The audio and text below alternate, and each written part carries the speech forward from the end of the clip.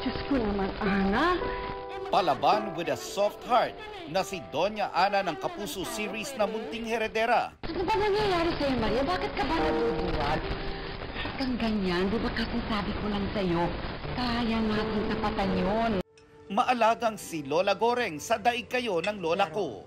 Meron akong pakiusap sa inyo, ha? Pag-ingatan niyo parati. Mag-ingat kayo, okay? Opo, Lola.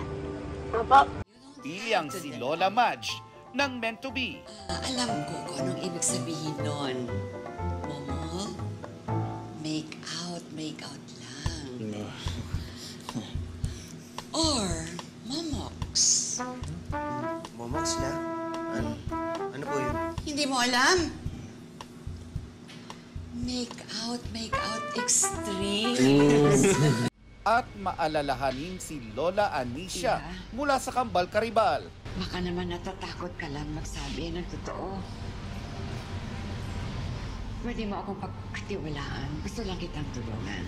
Ilan lang yan sa mga tumatak na papel sa Kapuso Network ng isa sa mga reyna ng Philippine showbiz na si Gloria Romero. Mga katangian na mga karakter niyang di nalalayo sa kanyang pagiging isang mapagmahal na kaibigan, asawa at ina. Pagmamahal na mananatiling buhay sa puso ng mga malapit sa kanya. Kahapon sa isang post, kinumpirma ng kanyang nag-iisang anak na si Marites Gutierrez ang pagpanaw ni Romero o Gloria Ann Galia Gutierrez sa edad na 71. Sa kanyang mahigit 7 dekadang karera, ipinamalas ng veteranang aktres ang di matatawarang pagmamahal sa sining. Ang determinasyon niyang mangarap I'm going to be in the movies. I'm going to be a movie star.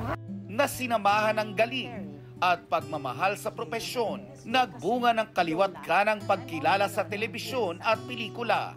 Minsan nagbabakal ako, pasensya na kayo sa lola, matanda ang role ko dito. Malaking puwang ang kanyang iiwan sa industriya.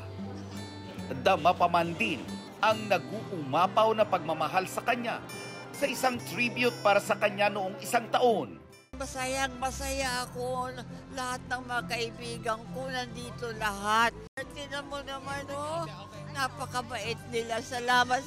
Ang ilan sa kanyang mga nakatrabaho, nagpahatid ng kani-kanilang mensahe ng pagmamahal. Just be loving, be forgiving. Huwag masyadong mayaman. Just cool lang. Chill. Nawala man ang isa sa mga haligi ng Philippine showbiz, mananatiling buhay na pamana ang alaala at sining ng nag-iisang Gloria Romero.